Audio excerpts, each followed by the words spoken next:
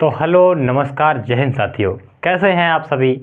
आशा करूंगा आप सभी अच्छे होंगे और मेरे साथ बढ़िया से पढ़ाई कर रहे होंगे। तो हमने आपको कल पढ़ा दिया है फ्यूचर परफेक्ट कंटिन्यूस के सिंपल सेंटेंसेस एवं नेगेटिव सेंटेंसेस, जो कि बहुत अच्छे से आप लोगों को समझ में आए हैं और हमने भी बढ़िया प्रयास किया है आप लोगों को समझाने का। तो आज उसी श्रेणी में बात करने वाले हैं फ्यूचर परफेक्ट कंटिन्यूस के इंटरोगेटिव सेंटेंसेस पर। What is interrogative sentences, interrogative sentence क्या है, तो हम आपको इसके बारे में बताएंगे। बेटा, इंटरोगेटिव सेंटेंस को हम दो भागों में डिवाइड करते हैं। एक इंटरोगेटिव फर्स्ट टाइप कहा जाता है, सेकंड दूसरा जो होता है उसे सेकंड टाइप कहा जाता है। फर्स्ट टाइप का मतलब होता है कि कोई भी प्रश्नवाचक शब्द है, प्रश्नसूचक शब्द है, वो वाक्य के प्रारंभ में पाया जाएगा, इसे फर्स्ट टाइप में लिया जाता है। सेकंड टाइप का मतलब है कोई भी प्रश्नसूचक शब्द है, कोई भी प्रश्नवाचक शब्द है, वो वाक्य के बीच में पाया जाएगा अर्थात वाक्य के अंदर पाया जाएगा। क्लियर? ठीक है। अब ये कैसे बनेंगे, इनकी हालत क्या है, वो हम आपको बढ़िया से भी बताने वाले हैं, बस मेरे साथ बने रहिए। तो आप यहाँ डाल लीजिए इंटेरोगेटिव सेंटेंसेस। इंटेरोगेटिव सेंटेंसेस इसका मतलब होता है बेटा प्रश्नवाचक वाक्य, प्रश्नवाचक वाक्य। और एक चीज आप लोग ध्यान रखना, इंटेरोगेटिव प्रश्नवाचक वाक्य, इसके हम फर्स्ट टाइप की बात करने वाले हैं। किसकी बात करने वाले हैं? First type. और सेकेंड टाइप जो होता है बेटा, उसे WH सेंटेंसेस भी बोल दिया जाता है। क्लियर? तो ये बनेगा कैसे, अब आप इसका रूल समझिए। रूल नंबर फर्स्ट, पहले वाक्य की आप बनावट समझें, वाक्य किस तरीके से होगा, क्या होगा, कैसे बनाएंगे। तो ठीक, पहला समझिए, यदि वाक्य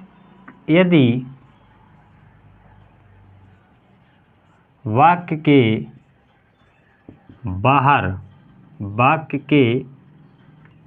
बाहर कोई भी प्रश्नसूचक शब्द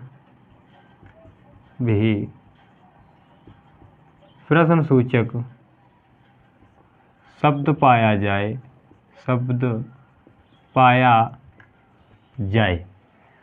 तो हमको क्या करना है, तो सर्वप्रथम सबसे पहले आप हेल्पिंग वर्ब को लिखेंगे। हेल्पिंग वर्ब का प्रयोग करना है।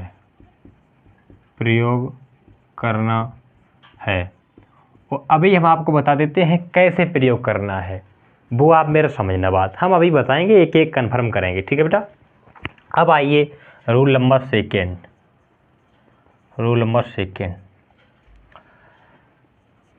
प्रश्नवाचक वाक्य बनाने के बाद, इंटरोगेटिव सेंटेंसेस बनाने के बाद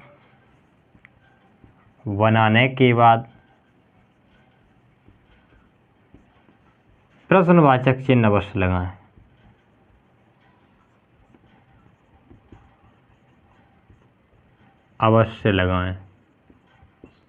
अवश्य लगाएं। प्रश्नसूचक चिन्ह ये होता है, या प्रश्नवाचक चिन्ह। इतनी चीज क्लियर? ठीक। अब आप डाल लीजिए rule number third. Rule number third क्या है?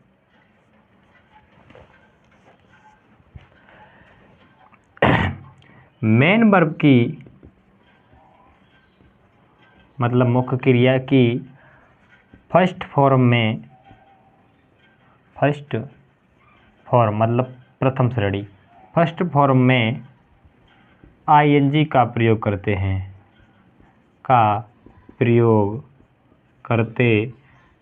इस चीज़ का ध्यान रखना बेटा, क्या कि जो फर्स्ट फॉर्म है उसमें ING का प्रयोग करते हैं, उसे ही मेन वर्ब की फोर्थ फॉर्म कहा जाता है, उसे ही प्रेजेंट पार्टिसिपल कहा जाता है। क्लियर? ठीक। अब बात करते हैं आगे क्या है, बनेगा कैसे, वो बनावट अभी हम आपको फॉर्मूले में बता देते हैं। इतनी चीज़ क्लियर? इतनी चीज़ आप लोगों को क्लियर हुई या नहीं हुई? बताइए बच्चों, क्लियर हुई? हाँ, बढ़िया से क्लियर हुई होगी। जो आपको प्रश्नसूचक शब्द नहीं दिख रहा है वो आप यहाँ लिख लीजिए। जो प्रश्नसूचक चिन्ह कैसे है वो इस तरीके से बेटा, ध्यान रखना, इस तरीके से। ठीक है? दिख गया? अब बात करते हैं ये बनेगा कैसे, तो आप बस मेरे साथ बने रहिए। तो अब बात करते हैं इसके फॉर्मूले पर। तो अब यहाँ बेटा आप डाल लीजिए फॉर्मूला। मतलब ये बनेगा कैसे, मतलब सूत्र। इसका सूत्र क्या है, ये बनेगा कैसे, तो कुछ नहीं घबराने की बात, बस कोई घबराने की बात नहीं है। अब मेरे साथ चलते जाएं, एकदम समझते जाएं क्या है। देखिए सबसे पहले आप हेल्पिंग वर्ब लीजिए, मैं यहाँ आपको थोड़ा खंडन करके समझा देता हूँ कैसे है ये चीज़। हेल्पिंग वर्ब है बेटा आपकी शैल हैव बीन, ठीक बेटा। दूसरी है विल हैव बीन। यहाँ क्या है, यहाँ क्या मैटर वो समझो। सभी कर्ताओं के साथ किसका प्रयोग करेंगे, विल हैव को, लेकिन आई वी को छोड़कर, ठीक, आई वी के साथ शैल हैव बीन का प्रयोग करेंगे। इतनी चीज़ यहाँ क्लियर, ठीक, आशा करूँगा क्लियर हो गई होगी। तो अब बात करते हैं आगे। अब यहाँ हमने खंडन करने को क्या बताया बेटा, यहाँ ये होता है कि इंटेरोगेटिव जब हम वाक्य बनाते हैं, प्रश्नवाचक जब हम वाक्य बनाते हैं, तो जो हेल्पिंग वर्ब है इसे प्रारंभ में लाते हैं। ये जो होता है ये सब्जेक्ट के बाद जाएगा। वो कैसे जाएगा, फॉर्मूला लिखवाते हैं, समझो।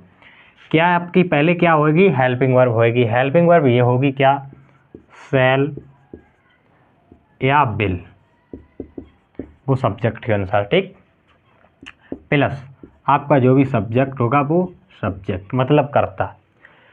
फिर बेटा अब एक चीज़ और हम आपको यहीं क्लियर कर देते हैं, क्या, वाक्य में अगर नहीं शब्द होगा, क्या होगा, नहीं शब्द, तो नॉट लगा देंगे यहाँ सब्जेक्ट के बाद, और बची हुई हेल्पिंग वर्ब जो है आपकी हैव बीन, उसका प्रयोग कर देंगे।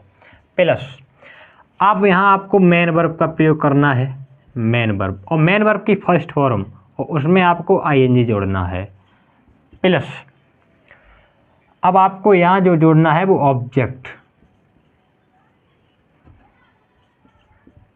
प्लस अब आपको यहाँ सब्जेक्ट देना है, मतलब वो समय वाली चीज़, सिंस फॉर, लेकिन यहाँ सिंस का प्रयोग होता नहीं है, वैसे केवल फॉर का प्रयोग होता है। प्लस जो भी ईटीसी में अन्य बातों में है जो समय वगैरह दिया रहता है वो, और प्लस क्वेश्चन मार्क चिन्ह। बेटा ये आपका फॉर्मूला है, इस तरीके से आपका पूरा वाक्य बनेगा इसके अंदर। क्लियर साफ दिख रहा है, हाँ ठीक है, यहाँ इसके अंदर पूरा वाक्य बनेगा, कोई डरने की बात नहीं है। क्लियर, तो अब बात करते हैं आगे। जैसे मैं एक एग्जांपल ले रहा हूँ,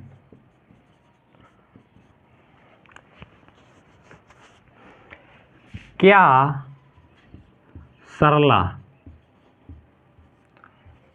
2 घंटे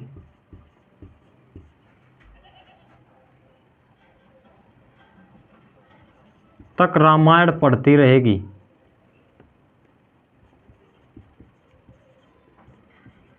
रामायण पढ़ती रहेगी, ये वाक्य है। क्या सरला 2 घंटे तक रामायण पढ़ती रहेगी? रहेगी कैसे आ गया, और बेटा इंटेरोगेटिव कैसे आ गया? देखो इंटेरोगेटिव की बात चल रही है, इसलिए क्या शब्द आया है, क्वेश्चन मार्क है आपका, वो तो आप जानते ही हैं। पहचान आपका है ये, रहेगी, रहेगा, रहा होगा, रहते होंगे, हमने आपको ये सब बताया है, वही आया है और कुछ नहीं है। आप समझो बनेगा कैसे, प्रश्नवाचक शब्द वाक्य के प्रारंभ में मिल गया, ठीक है, अब डरने की बात नहीं है। अब वही फॉर्मूला हमने आपको अभी लिखाया है, वीडियो को बैक करके देखो, समझ में आ जाएगा। उसके अनुसार आपको इसमें हेल्पिंग वर्ब ढूंढ लिए, सरला है मतलब हेल्पिंग वर्ब आपकी लगेगी विल, ठीक, सब्जेक्ट क्या है, सरला। उसके बाद बेटा बची हुई हेल्पिंग वर्ब क्या है आपकी, हैव बीन। उसके बाद बेटा मेन कार्य क्या है, पढ़ना, क्या हो जाएगा बेटा, रीड, इसमें आईएनजी जुड़ जाएगी, रीडिंग। आप किसको पढ़ेंगे, रामायण को, द रामायणा। अब बात करेंगे किसकी, अब इसमें जो बात होगी बेटा वो होगी समय के अनुसार, मतलब समय पर। तो 2 घंटे से इसमें समय भी दिया जाता है, ठीक है, तो फॉर 2 हॉर्स। बेटा मेरी बात समझना, मैंने यहाँ बात की क्या की, देखो क्या सरला 2 घंटे तक रामायण पढ़ती रहेगी? क्वेश्चन है ये है बेटा। क्या लगा, बिल आ गया, इसके अनुसार हेल्पिंग वर्ब यहाँ आ जाएगी, इसका कोई मतलब नहीं रह जाएगा। ठीक है बेटा। उसके बाद सब्जेक्ट सरला था वो लगा दिया, बची हुई हेल्पिंग वर्ब वो लगा दी। पढ़ना मतलब रीडिंग कर दिया, और किसको पढ़ रहे? रामायण को। ठीक है, तो द रामायण हो गया। और बेटा फिर समय की बात करिए, निश्चित निश्चित। बेटा 2 घंटे अनिश्चित समय था, फॉर 2 आवर्स हो गया। कोई दिक्कत? क्वेश्चन मार्क चिन्ह लगा दिया, क्योंकि ये तो बहुत इंपॉर्टेंट है। ये हो गया आपका। कोई दिक्कत? कोई दिक्कत नहीं। अब बात करते हैं आगे सेंटेंसेस पर। किस पे? WH sentences. यहाँ डाल लीजिए WH सेंटेंसेस। इसे सेकेंड टाइप कहा जाता है इंटरोगेटिव का। ठीक है, सेकेंड टाइप मतलब WH सेंटेंसेस, मतलब WH से प्रारंभ होने वाले वाक्य।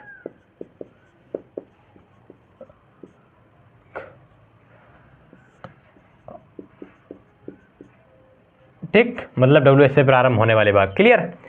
इन हल्की पूरी चीज़ों को समझ लिया करो, इनमें कोई है नहीं खास चीज़। तो अब बात करते हैं क्या इसके रूल पर। ये क्या है ऐसी, ये इसका क्या मैटर है? तो ये भी कुछ नहीं है, इसका भी कुछ मैटर नहीं है, बस यहाँ समझने के लिए आपको रह गया है। आप समझिए मस्ती में। क्या है? यहाँ डाल लीजिए rule number first. Rule number first क्या है? यदि वाक्य के अंदर,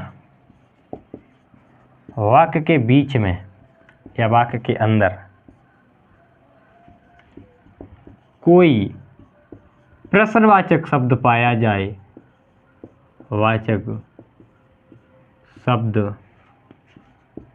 पाया जाए, तो क्या करेंगे? सर्वप्रथम प्रश्नवाचक शब्द की अंग्रेजी लिखेंगे। वही अब हम आपको बताएंगे, अंग्रेजी लिखेंगे। कैसे? इसमें भी ध्यान रखना प्रश्नवाचक चिन्ह अवश्य लगेगा। ठीक है, आप मेरी बात समझना। प्रश्नवाचक वाक्य के अंदर पाया जाए, तो जब वाक्य को अंग्रेजी में ट्रांसलेट करेंगे तो सर्वप्रथम उसकी अंग्रेजी लिखेंगे। जैसे प्रश्नवाचक शब्द क्या, क्यों, कब, कैसे। इस तरीके से मेरी बात को समझने का प्रयास करना। क्या का मतलब बेटा होता है व्हाट, इसका वाई, इसका बहन, इसका हाउ। अब मेरी बात समझने का प्रयास करना बेटा। यहाँ भी WH से शुरू, यहाँ भी WH से शुरू, यहाँ भी WH से, यहाँ भी WH से शुरू। कोई दिक्कत? इसी को कहते हैं कि WH शब्द सर्वप्रथम आएगा, मतलब प्रश्नवाचक शब्द की अंग्रेजी सर्वप्रथम आएगी। ये होता है इसका मैटर। अब आपको आगे बताते हैं। यहाँ बस वही रूल आपको फॉलो करना है, प्रश्नवाचक शब्द की अंग्रेजी अवश्य लगाना है, और कोई दिक्कत नहीं, बस रूल वही रहते हैं। आप समझिए, बस समझने के लिए बने रहिए मेरे साथ। आप बात करते हैं इसके एग्जाम्पल पर। तो इसका वो क्या कहते हैं, फॉर्मूला। तो इसका फॉर्मूला भी कुछ खास नहीं है। फॉर्मूला क्या है, सूत्र क्या है, तो समझो। केवल यहाँ वही लग जाएगा WH, उसके बाद वही प्रक्रिया। WH word plus will cell,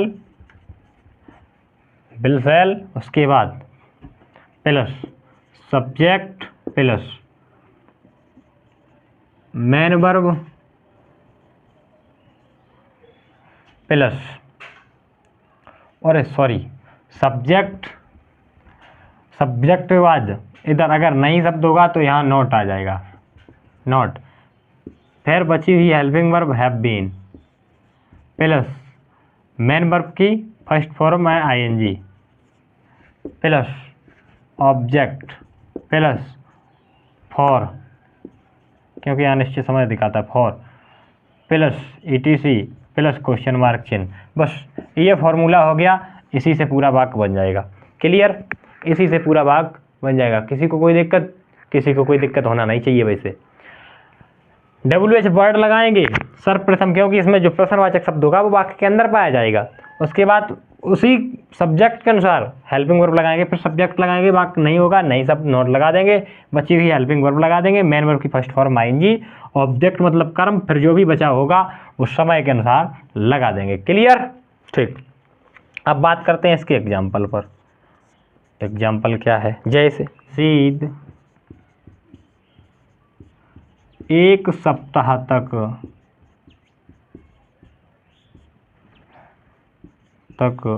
कहाँ सोता रहेगा, सोता रहेगा। इस तरीके से कुछ क्वेश्चन है बच्चा। अब इसको क्या कैसे समझे भाई, प्रश्नवाचक शब्द अंदर पाया गया, क्लियर। कोई भी प्रश्नवाचक शब्द था वो अंदर पाया गया, मतलब कहाँ था वो अंदर वाक्य के पाया गया, बीच में पाया गया।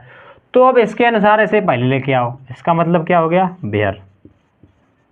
ठीक, अब ये क्या कह रहा है बेटा, बिल सेल का प्रयोग करो सब्जेक्ट के अनुसार। सब्जेक्ट या रसीद, मतलब बिल लगेगा, बिल रसीद। ठीक, अब क्या है, ये पूछ रहा है वाक्य में नई शब्द तो नहीं है, नहीं है, छोड़ो। अब क्या है, बची हुई हेल्पिंग वर्ब, हैव बीन। उसके बाद क्या है, मेन वर्ब की फर्स्ट फॉर्म, उसमें आईएनजी जोड़ देना।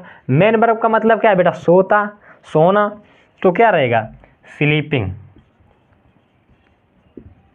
उसके बाद क्या है बेटा, स्लीपिंग फॉर ए वीक।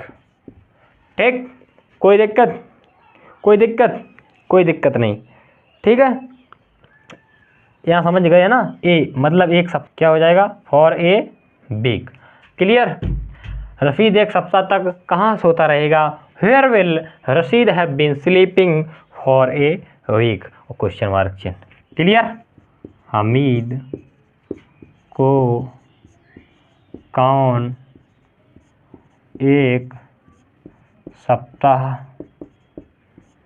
तक नहीं पढ़ा रहा होगा। ओह, ये बहुत इम्पोर्टेंट, बहुत मज़ेदार क्वेश्चन है कि हमीद को कौन एक सप्ताह तक नहीं पढ़ा रहा होगा, हमीद को कौन एक सप्ताह तक नहीं पढ़ा रहा होगा। तो बस अब मेरी बात समझना, यहाँ बहुत अच्छी बात है। यहाँ क्या है, हमीद को कौन एक सप्ताह तक नहीं पढ़ा रहा होगा, मतलब कौन, मेन पॉइंट यहाँ फंसा है। ये इंटरोगेटिव भी तरफ आता है, यहाँ हेल्प, यहाँ जो होगा सब्जेक्ट के रूप में भी यही आएगा। तो who will not have been, यहाँ देखो बेटा, ये सब्जेक्ट के जैसे रूप में आ गया तो फिर बस बची हुई है। अब यहाँ ये वाक्य बिल्कुल सिंपल की तरह हो जाएगा, किसकी तरह हो जाएगा, सिंपल की तरह, लेकिन है नहीं, बात चीज़ तो वही है, आप समझना बात को। नॉट हैव बीन, अब बात किस पे आएगी बेटा, पढ़ाना, मतलब टीचिंग। ठीक, अब किसको, किसको, हमीद को, टीचिंग। अब आप लिख लीजिए हमीद, टीचिंग हमीद। अब बेटा क्या है, एक सप्ताह से, for a week, question mark चिन्ह, हो गया। कोई दिक्कत, हमीद को कौन एक सप्ताह तक नहीं पढ़ा रहा होगा, बस कौन मतलब who will not have been teaching Hamid for a week, question mark चिन्ह। समझ में आया या नहीं आया, बढ़िया से समझ में आया होगा, आशा करेंगे यहाँ तक आपको बहुत अच्छे से समझ में आया होगा। तो अब नेक्स्ट वीडियो में मिलते हैं, तब तक के लिए धन्यवाद।